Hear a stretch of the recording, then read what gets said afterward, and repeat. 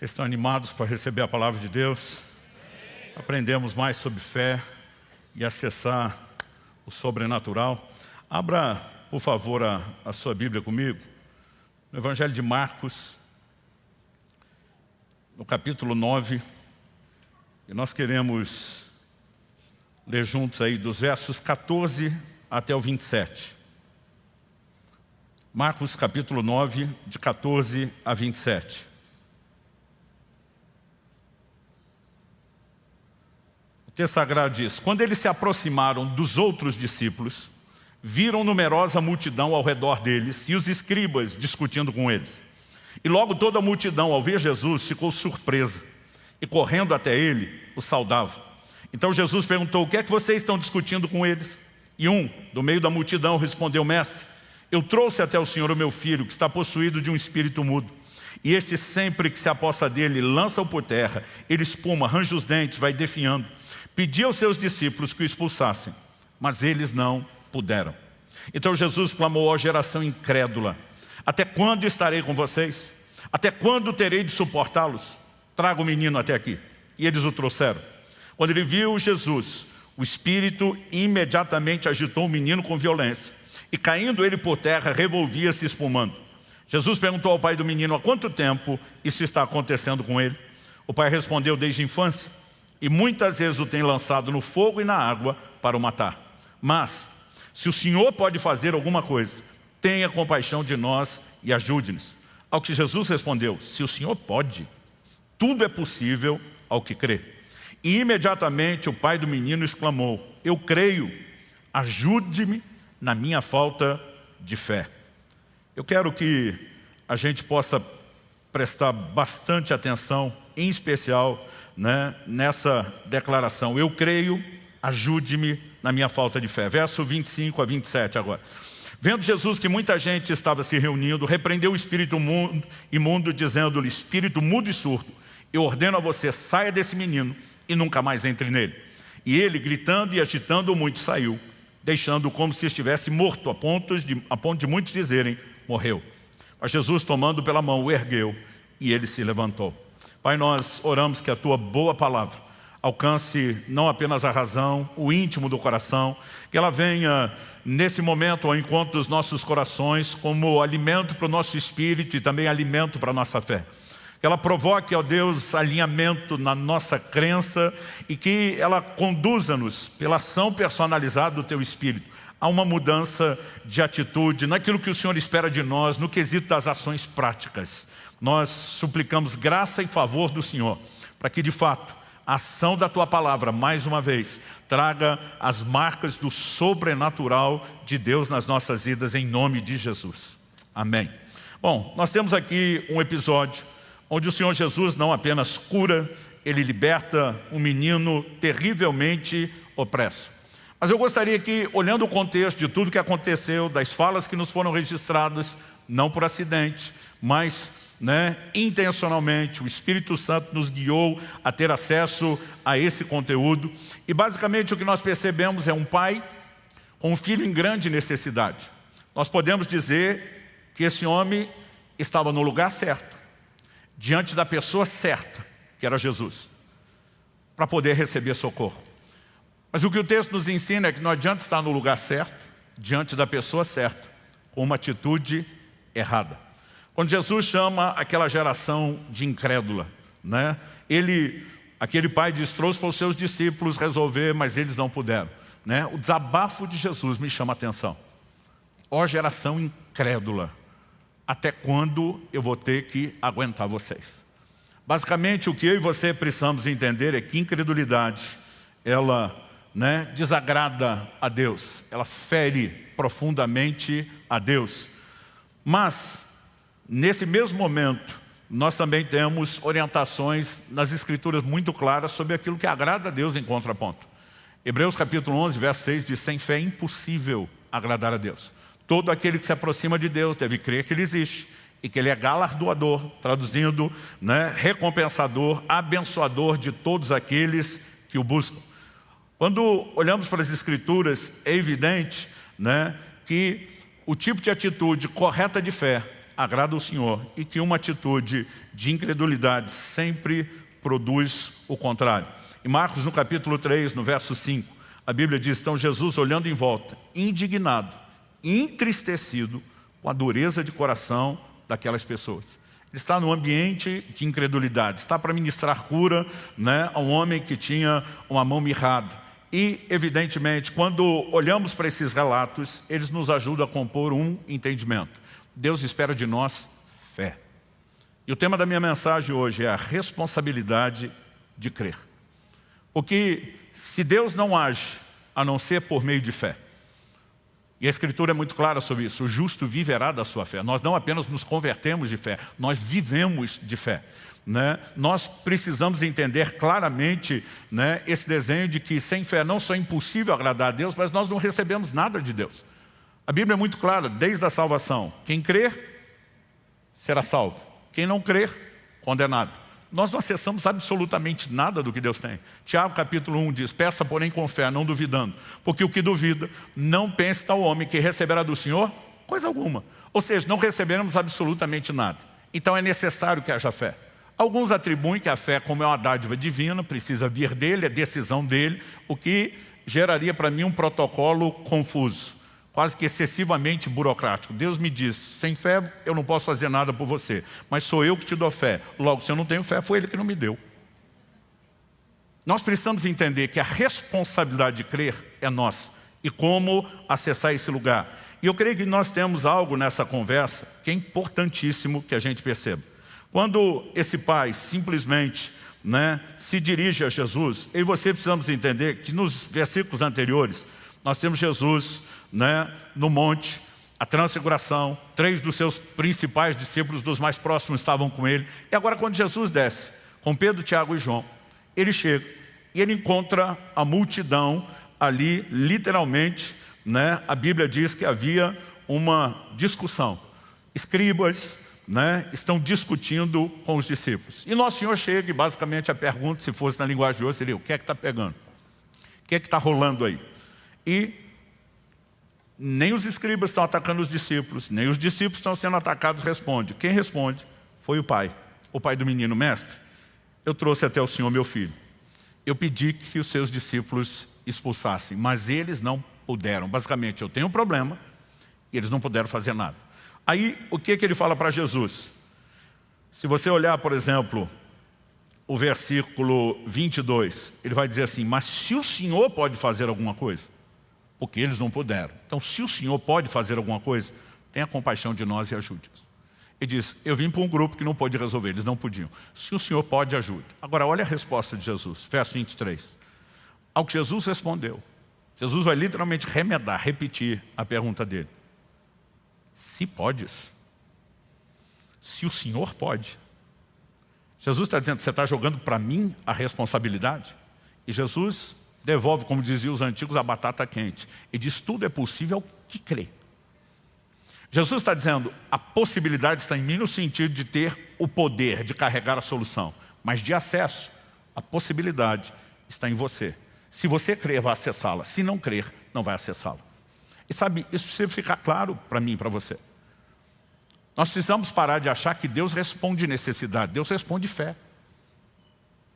Toda pessoa tem necessidade de ser salva, mas se não crer, não vai acessar a salvação que Deus disponibilizou. Porque Deus não responde necessidade, Ele responde fé. Mas eu e você precisamos entender que o próprio Deus o tempo todo joga para mim e para você a responsabilidade. Você lembra do que Jesus fala para a irmã de Lázaro? Se creres, condicional, se, verás a glória de Deus. Ele está dizendo: ver a glória de Deus não depende só da minha decisão de manifestá-la. Depende de você acreditar. Então, se a fé tem de fato esse papel, e eu e você entendemos qual é a nossa responsabilidade, gente, isso vai aparecer o tempo todo nas Escrituras. Eu não quero ser exaustivo aqui, porque o nosso propósito hoje é ser prático, provocar resposta, mas nós precisamos de alinhamento doutrinário. Em Mateus, no capítulo 8, no verso 13, Jesus fala com o centurião: seja feito conforme a tua fé. Jesus não falou: seja feito conforme o meu poder, seja feito conforme a minha grandeza e soberania. Ele falou: seja feito conforme a sua fé. Em Êxodo, no capítulo 14, versos 15 e 16, Quando Moisés está diante do Senhor clamando, né, por socorro e intervenção, porque saíram do Egito, agora o faraó está perseguindo, eles estão diante do Mar Vermelho, não tem para onde fugir. O que é que Deus responde para Moisés? Porque clamas a mim, diga aos filhos de Israel que marche. Deus está dizendo, já tirei vocês de lá, disse que ia livrar. Agora você vai parar diante do obstáculo esperando que eu faça? Ande, em frente, mas tem um mar, ande. E a Bíblia nos mostra um dos maiores milagres que a humanidade já viu, aquele mar se abrindo diante deles, né? Nós podemos observar várias vezes. O apóstolo Pedro, no capítulo 3 de Atos, nós vemos, né, que ele é um instrumento de Deus para que um paralítico fosse curado. E é interessante que a Bíblia mostra que o resultado foi que todo mundo passou, né, a louvar, exaltar a Deus depois da cura daquele paralítico. Agora, o apóstolo Pedro, pregando, ele vai dizer no versículo 12. Se você for rápido de endereço e quiser acompanhar, eu vou ler o 12 e o 16 de Atos 3. No 12 ele diz, quando Pedro viu isso, dirigiu-se ao povo dizendo, israelitas, por que vocês estão admirados com isso? Ou por que estão com os olhos fixos em nós, como se pelo nosso próprio poder ou piedade tivéssemos feito esse homem andar? Pedro está dizendo, não foi a gente que resolveu. Então quem foi? Verso 16. Pela fé no nome de Jesus, é que esse mesmo nome fortaleceu esse homem que vocês estão vendo e bem conhecem. Ele está dizendo que quem fez não foi a gente, foi o nome. Mas a fé no nome permitiu que ele recebesse aquilo que ele recebeu. Quem está entendendo? Texto após texto, nós podemos percorrer as declarações das Escrituras. Hebreus capítulo 11, a galeria dos heróis da fé, nem se fala, nós temos inúmeros exemplos. Em Atos, no capítulo 14, a Bíblia nos fala que Paulo e Barnabé estavam ministrando numa cidade chamada Listra. Lá, eles também seriam instrumentos de Deus para que uma cura acontecesse. Verso 8, vou ler do 8 a 10 de Atos 14. Em Listra, costumava estar sentado certo homem aleijado, paralítico desde o seu nascimento e que nunca tinha conseguido andar. Esse homem ouviu Paulo falar. Quando Paulo fixou nele os olhos e viu que ele tinha fé para ser curado. Se você puder, repita comigo. Viu que ele tinha fé para ser curado. Disse a ele em alta voz, levante-se direito sobre os pés. E o homem saltou e começou a andar. A partir disso, o evangelho vai prosperar naquela cidade. Nós temos, né, um grande impacto acontecendo. Mas, versículo 15, você vai ver Paulo e Barnabé dizendo, senhores, por que estão fazendo isso? Que quiseram prestar culto a ele, como se eles fossem divindades. Nós também somos seres humanos como vocês, sujeitos aos mesmos sentimentos, e anunciamos o evangelho a vocês para que se convertam dessas coisas vãs ao Deus vivo, que fez o céu, a terra, o mar e tudo o que neles há. E a partir daí, ele vai pregar o evangelho. Mas de novo eles estão dizendo, não foi a gente, foi a fé.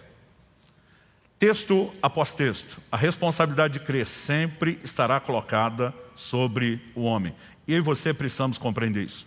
No Evangelho de Marcos, nós temos um texto que tanto, né, retrata um episódio na cronologia do ministério de Jesus, da vida dos discípulos, como também nos ensina um princípio.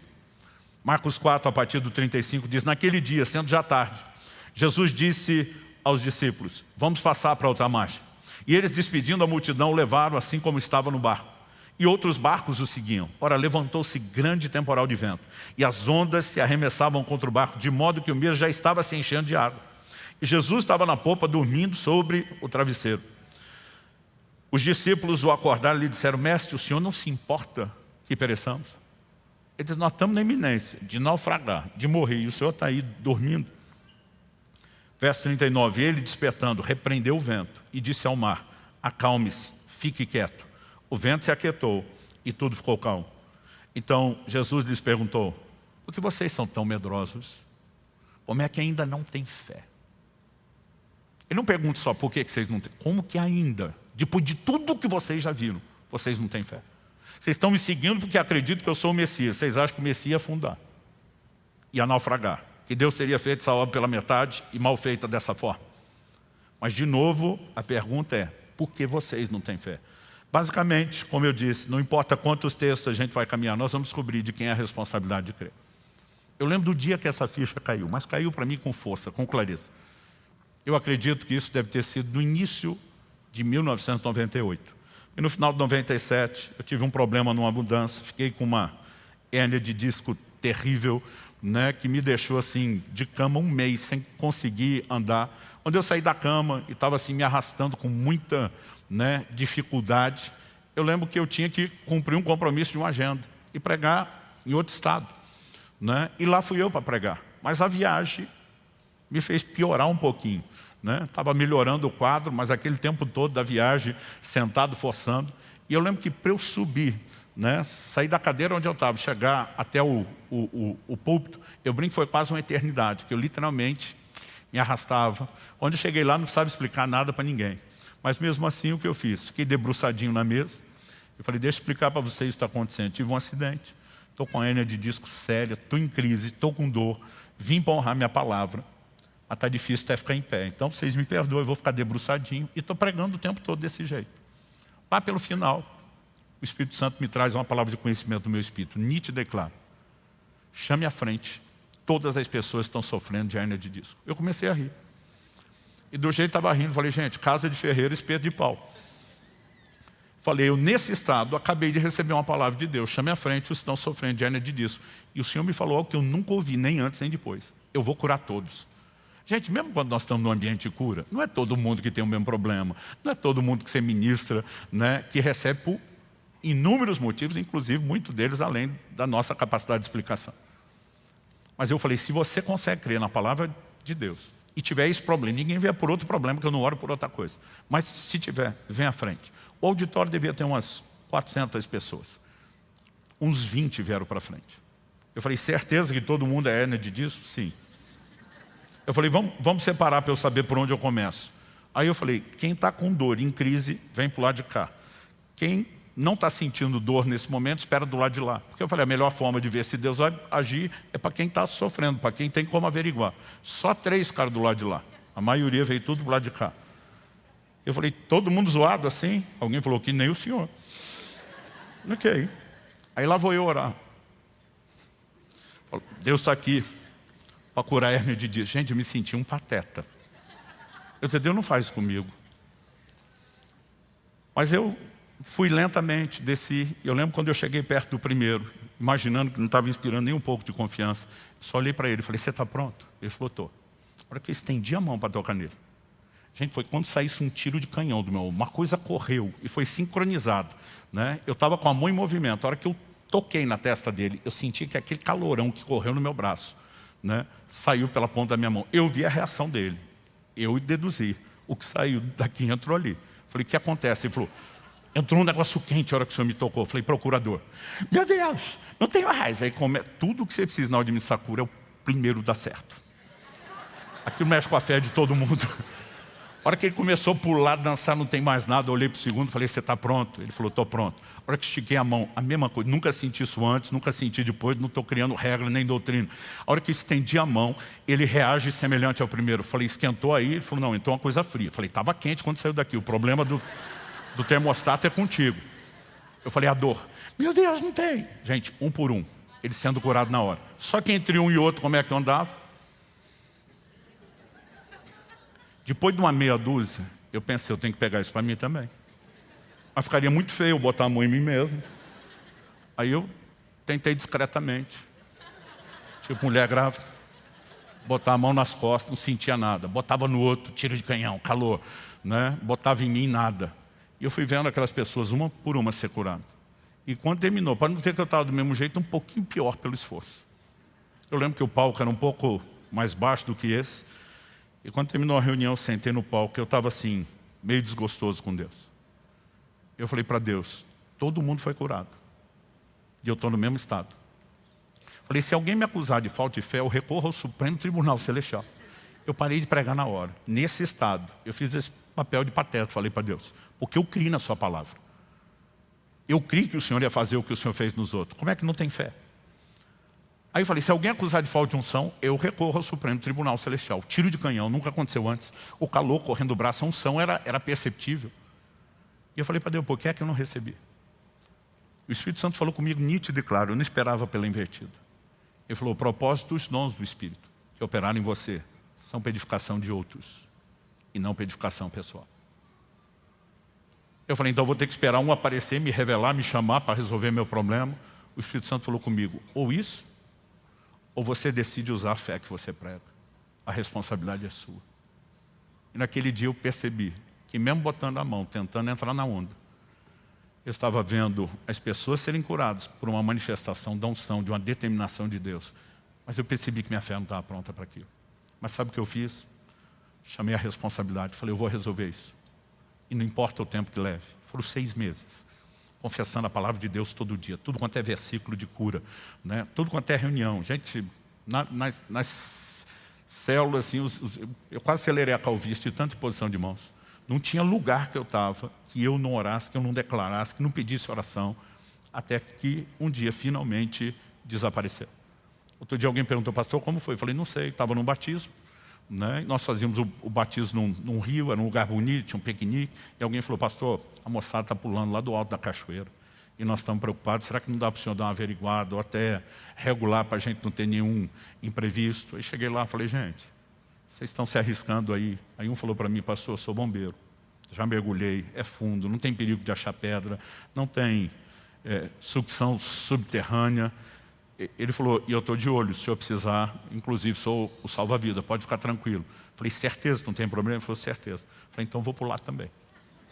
Foi um dia, quase 30 anos atrás, né? Subi, em vez de só mergulhar para lá de pé ou de ponta como eles, ainda resolvi dar uma de exibido. Irei de costas e dei um mortal, para cair de pé. Quando eu dei um mortal, gritou, as costas! E foi só nesse momento, antes de dar o tibum dentro d'água, que eu lembrei que eu não poderia ter feito. A hora que eu saí, ele falou, não doeu. Eu falei, nadinha. E aí eu fazia todos os movimentos. Honestamente, eu não sei se aconteceu naquela hora, se aconteceu antes, mas foi a hora que eu percebi. O que eu entendi e eu decidi usar para a minha vida, nós precisamos parar de transferir para Deus. Um homem rico pode fazer uma doação generosa para você ou para qualquer causa. O fato de ele ter o poder não significa que ninguém vai receber nada. Ele tem a capacidade financeira. Agora, se ele quiser, a conversa começa a mudar. E muitas vezes nós olhamos para Deus quase como assim, o Senhor pode, o Senhor talvez queira, mas se não está fazendo, não deve estar querendo. Por quê? A gente não entende essa dinâmica de acesso da fé do lado de cá. E nós precisamos chamar a responsabilidade. Quem está entendendo? Dito isso, segundo tópico. Primeiro é o questionamento de quem é a responsabilidade. Segundo, crer é uma decisão. Quando Jesus não apenas repreende, né, aquela geração, porque, gente, as palavras de Jesus são fortes aqui. E eu e você precisamos, de fato, dar atenção a isso. Né? Quando, no verso 19, Jesus exclama, uma geração incrédula, até quando estarei com vocês? Até quando vou ter que suportar? Ele está dizendo, é duro ver essa falta de fé de vocês.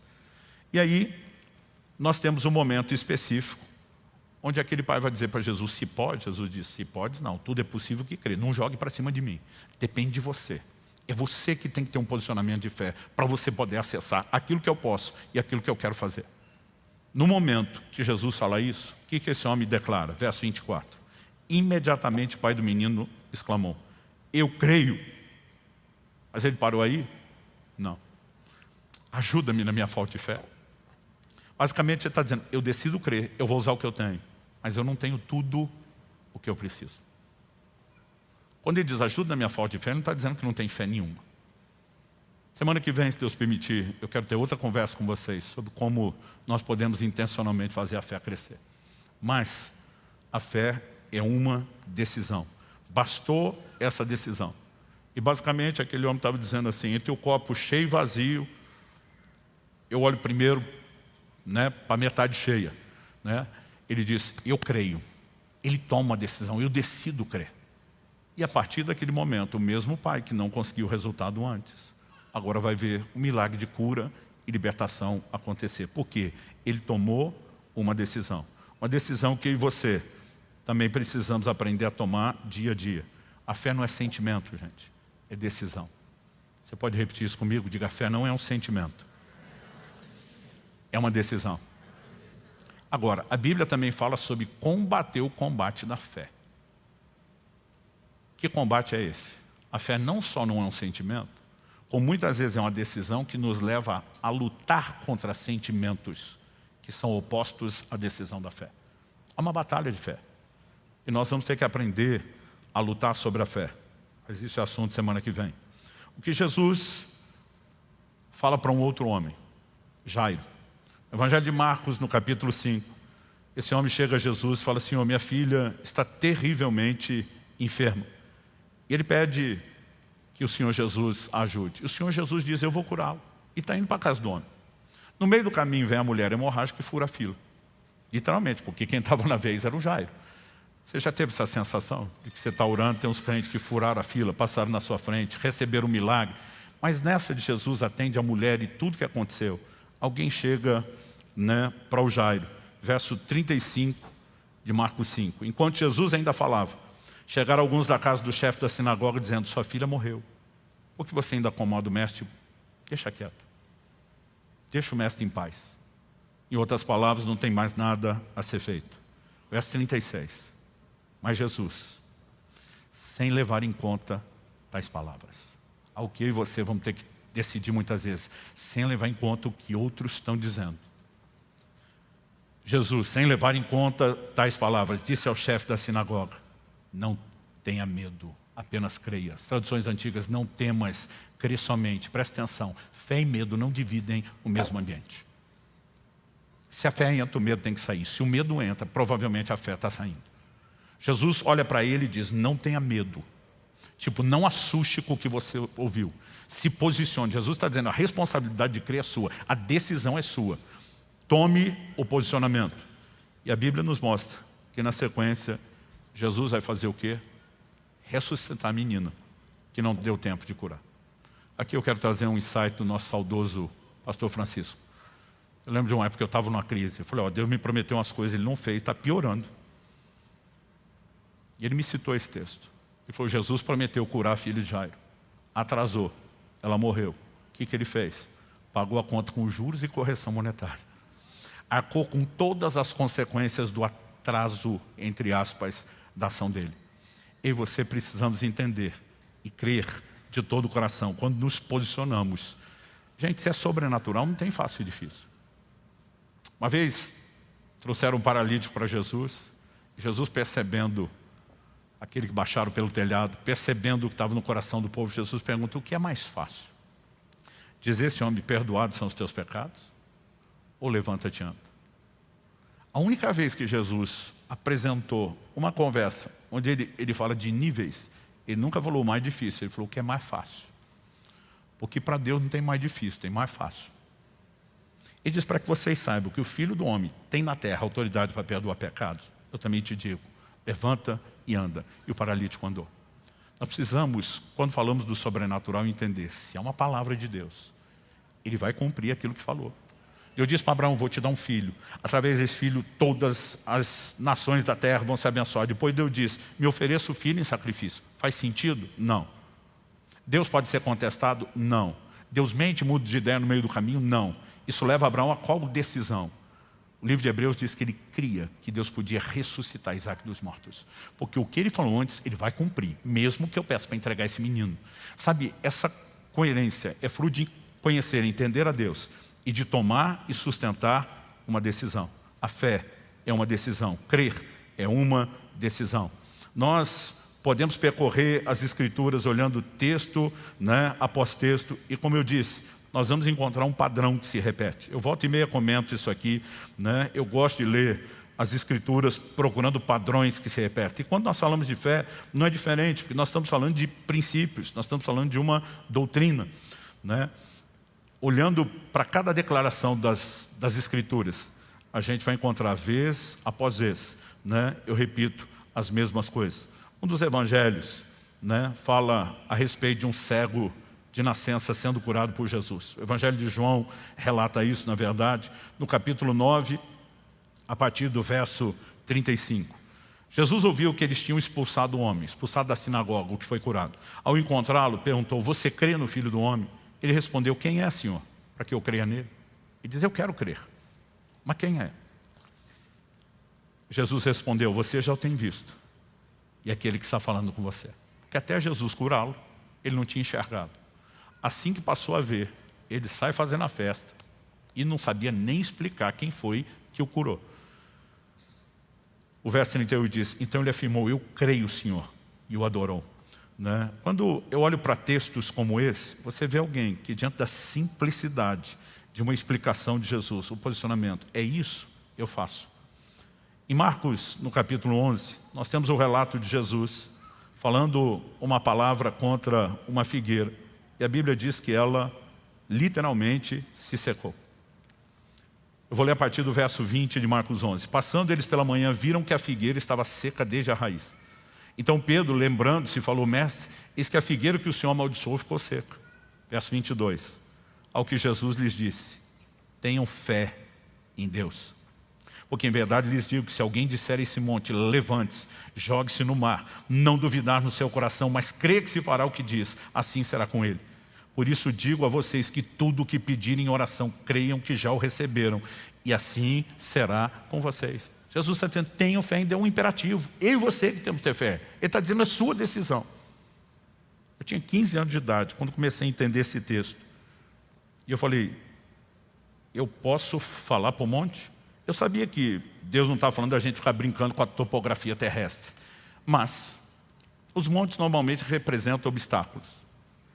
E naquela ocasião, aos 15 anos de idade, eu lembro que eu tinha uma verruga tinha surgido no meu dedo indicador da mão direita, né? E de repente essa verruga deu cria.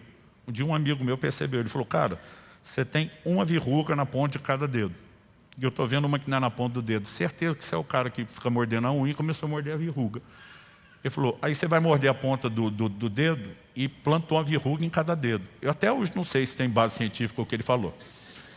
Honestamente, nunca nem pensei de atrás até a hora de contar isso para você. Mas eu falei: como é que você sabe que é isso? Ele falou: porque eu tive o mesmo problema. Eu mordia uma, mordia os outros, foi passando. Eu olhei para a mão dele, não tinha nada. Eu falei: mas o que você fez? Ele falou: não, na época eu não era crente, fiz uma simpatia. Joguei o toicinho para trás, não sei o quê. Eu falei: sumiu? Ele falou: sumiu. Eu fiquei indignado. Eu falei: se alguém que não conhece o Senhor Jesus, crendo em uma fonte que não é confiável como a nossa, teve resultado, eu me recuso. Falei: meu primeiro monte para começar, ou 10 montinhos para eu começar treinando. Eu lembro que eu olhei para aquelas mãos. E eu falei: verruga, eu amaldiçoo vocês, como Jesus fez com aquela figueira e como diz que a gente também pode fazer. E eu decido falar: sai daqui da minha mão, vai para o mar. Eu na hora não sabia se tinha que mandar um mar específico. Falei: pode escolher o mar que quiser, mas não vai ficar aqui.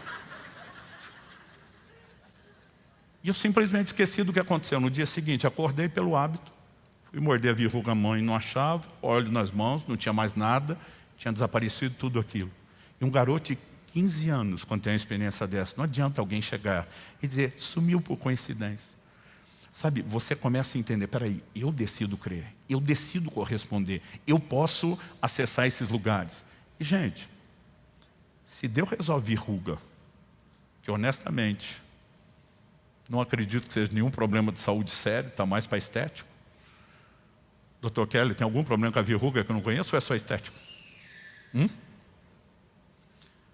Se até isso ele está preocupado, você acha que problemas maiores que você está enfrentando, ele não vai se preocupar com você?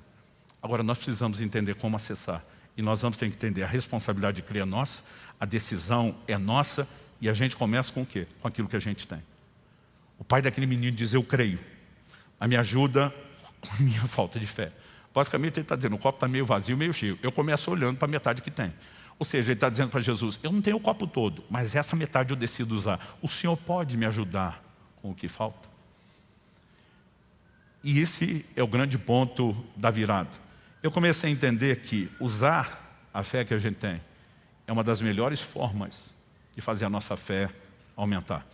E eu quero te mostrar isso pelas Escrituras. Abra comigo sua Bíblia no Evangelho de Lucas, no capítulo 17. Lucas, capítulo 17. No verso 3, eu vou começar no 3 e o 4. Jesus diz: tenham cuidado. Se o seu irmão pecar, repreenda-o. Se ele se arrepender, perdoe-lhe.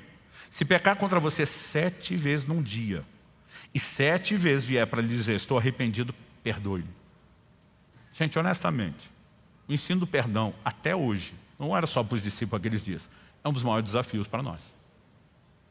Quando Jesus fala isso, não só de perdoar, mas até 7 vezes por dia, você pensar que o dia acabou, zerou o crédito, o miserável pode começar tudo de novo. 7 vezes por dia, amanhã ele tem mais 7, depois mais 7, sem contar outra conta, que Jesus falou dos 70 vezes 7, e aí só vai ampliando. Versículo 5. Então os apóstolos disseram ao Senhor: aumente-nos a fé. Estão andando com Jesus. Eles já estão vendo o morto ressuscitar, o cego enxergar, o ouvido surdo ser aberto, o paralítico andar, leproso, né, ser purificado da sua lepra, morto ressuscitar, milagre atrás de milagre. Mas eles olham para Jesus: beleza, crê nessas coisas, tudo bem, mas perdoar esse tanto, nós não temos fé. O que nos mostra o quê? Perdão não é sentimento, é decisão, e é uma decisão de fé. Mas eles olham para Jesus e dizem: aumenta a nossa fé. Isso significa que é só pedir mais fé? Não, nós temos que olhar para a resposta de Jesus. Ao que o Senhor respondeu: se vocês tivessem fé como um grão de mostarda, diriam a essa moreira: arranque-se e transplante-se no mar, e ela obedeceria. De novo Jesus fala de movimentar alguma coisa. Agora ele está diante de uma moreira, ele também fala de tirá-la, né, de mandá-la embora. A pergunta é: o que é que significa essa fala de Jesus?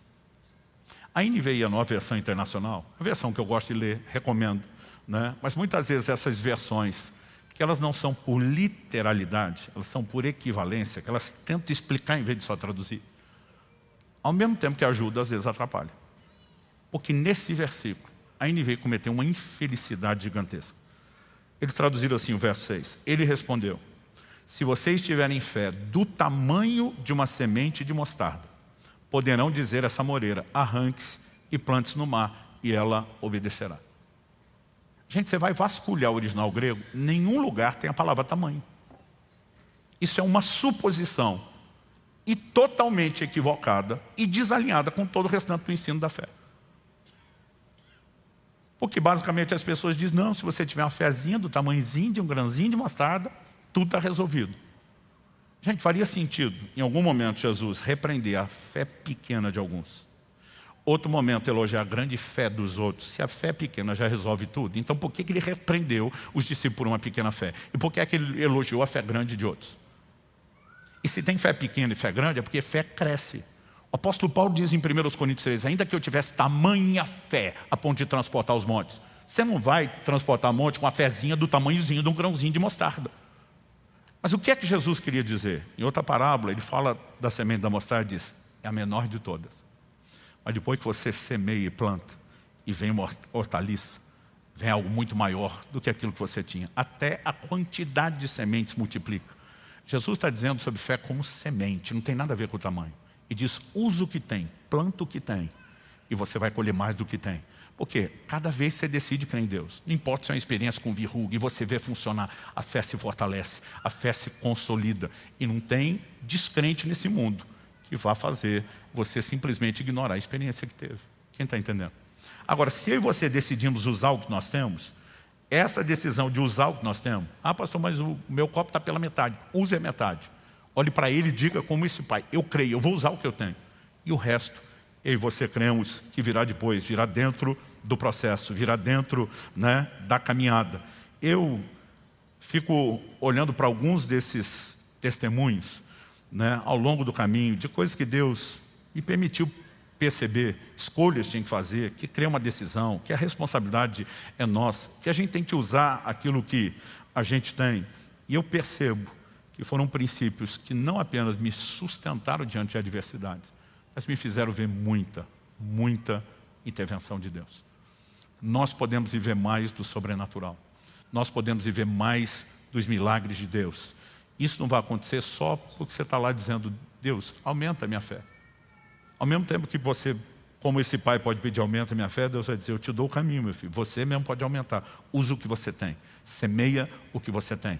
Há formas e maneiras de multiplicarmos, de fazermos crescer a fé e de fortalecê-la, né? Eu olho, vou repetir mais uma vez a frase: texto após texto, relato após relato. Você gasta tempo principalmente no Novo Testamento. A palavra fé, ela não aparece muito no Antigo Testamento, mas Hebreus 11 vai falar que todo mundo estava crendo, mas ela não aparece tanto. Mas quando você olha, né, para o Novo Testamento, você vai ver um exemplo atrás de outro. O Senhor Jesus vem andando sobre as águas. Pedro olha para Jesus e diz: se és tu, manda-me ter contigo. Jesus diz: vem. E o Pedro foi e andou sobre as águas. Mas em algum momento ele aborta o sobrenatural. Porque a Bíblia diz que ele começa a reparar na força do vento e no tamanho das ondas. Uma boa definição de fé que eu gosto de usar é: fé é manter seus olhos em Jesus na hora da tempestade. Mas você quer uma definição de incredulidade? Fé é olhar para a tempestade em vez de olhar para Jesus. Se tem algo que pode sabotar o que você já está vivendo, que pode te desanimar, são justamente as circunstâncias. No momento que Pedro olha, a Bíblia diz que ele começou a afundar. Eu gosto desse detalhe. A Bíblia não diz que ele levou um caldo, sumiu para dentro da água de uma vez. Começou. Aquele chão está sendo comprometido. Ele vê que ele está perdendo algo. O que é que Pedro fez? Lutou contra aquilo. A Bíblia diz que na mesma hora ele grita.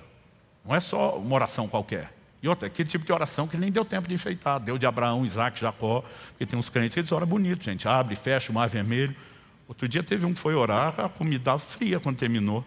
Eu fiquei olhando e pensando, precisava isso tudo? Mas Pedro só grita: socorro, me salva, né? Em outras palavras, ele está dizendo para Jesus: se o Senhor não intervir, eu vou sabotar o que o Senhor já me proporcionou viver. Eu preciso da sua ajuda para não sabotar o que eu já estou experimentando. E se eu e você decidimos usar o que tem, enquanto vamos pedindo socorro e ajuda, nós vamos multiplicar o que temos e vamos experimentar cada vez mais. Resultado: Pedro sabia nadar, gente. Tem vários textos que falam dele nadando como pescador. Mas Pedro não queria voltar nadando para o barco. Ele não ia morrer afogado se Jesus não socorresse. Mas ele ia perder o sobrenatural. Ele está dizendo: do nível que eu já experimentei, é daqui para frente, não é daqui para trás. Eu não abro mão disso. Eu quero até o fim. E a Bíblia diz que o Senhor o toma pela mão. E os dois voltam para o barco.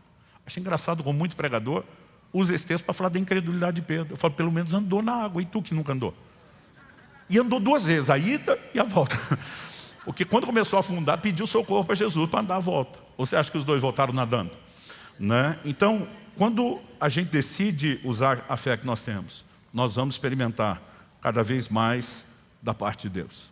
E não importa se vai levar um tempo enquanto você está lutando. Eu falei para vocês, 6 meses de espera daquela hérnia de disco. Mas eu estava o tempo todo dizendo: eu creio, eu creio. Ajuda a minha falta de fé, não sei porque ainda não aconteceu. Eu creio, ajuda a minha falta de fé. Eu vou repetir: se Jesus repreendeu a fé pequena de alguns, elogiou a fé grande de outros. Se 2 Tessalonicenses 1,3 diz: a vossa fé cresce muitíssimo, é porque a fé pode crescer. Mas esse assunto, semana que vem, a gente não precisa estender. Eu quero que você fique em pé para parecer que está acabando.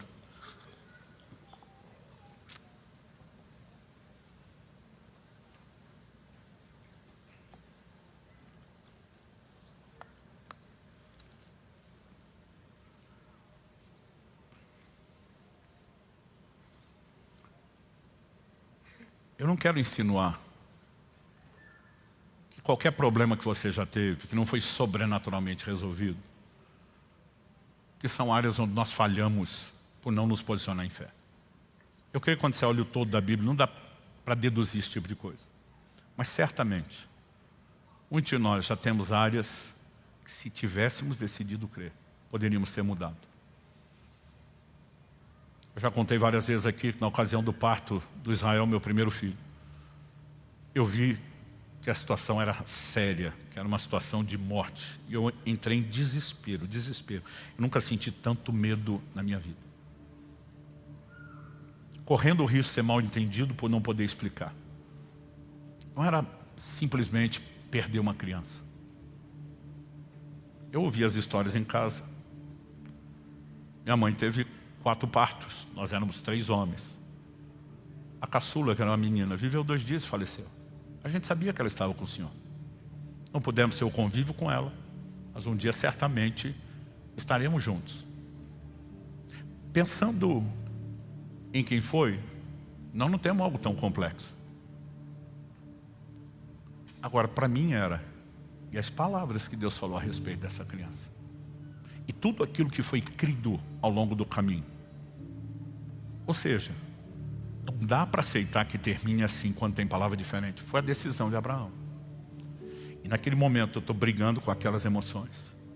O Espírito Santo falou comigo: faça uma escolha. Você pode ficar sentado chorando e enterrar o seu filho.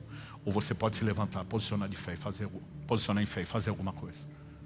E eu enlouqueci, eu surtei, eu tive um surto de fé.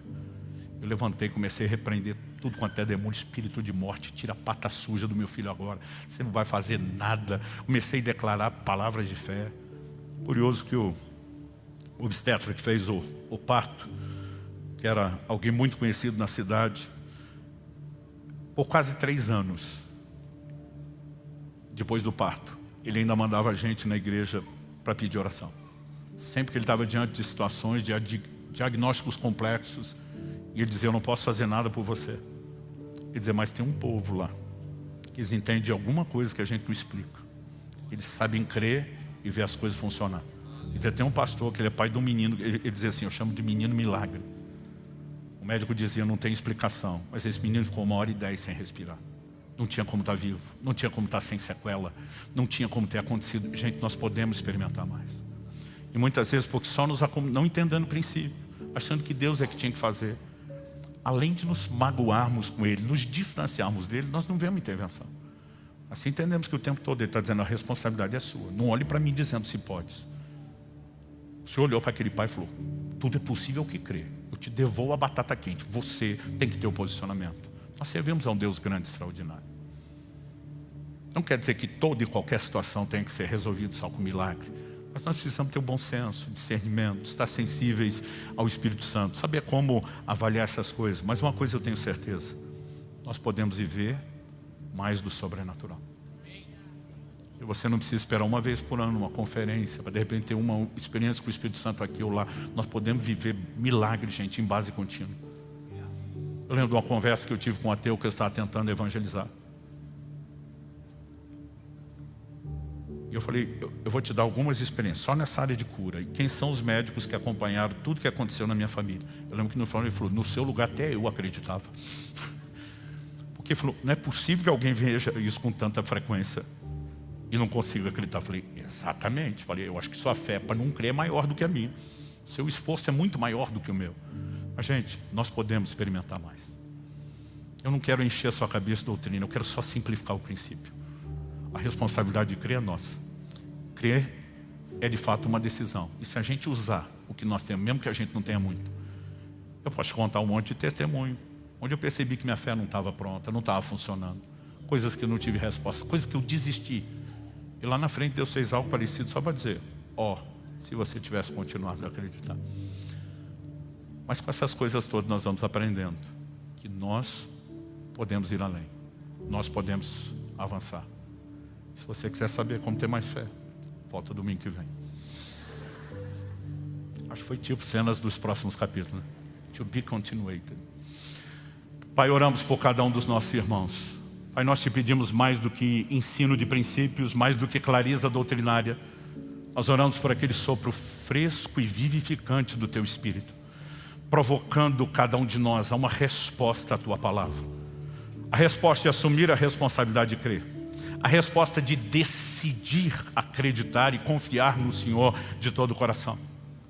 A resposta de decidir usar aquilo que nós temos, enquanto usamos, avançar para o crescimento e a multiplicação da fé. Estende a tua mão, fortalece os meus irmãos e irmãs. Eu oro que tudo aquilo que estava trazendo desânimo, abatimento, a força das circunstâncias, o ataque dos espíritos de incredulidade, que sejam agora substituídos pela ação poderosa e sobrenatural que só a Tua palavra pode, debaixo da ação do Teu Espírito, produzir. Nós oramos por isso, Senhor. Mais do que encorajamento emocional, nós oramos que o Senhor de fato traga empoderamento, fortalecimento espiritual para a fé de cada um, em nome de Jesus e para a glória de Deus. Se você crê, concorde, amém?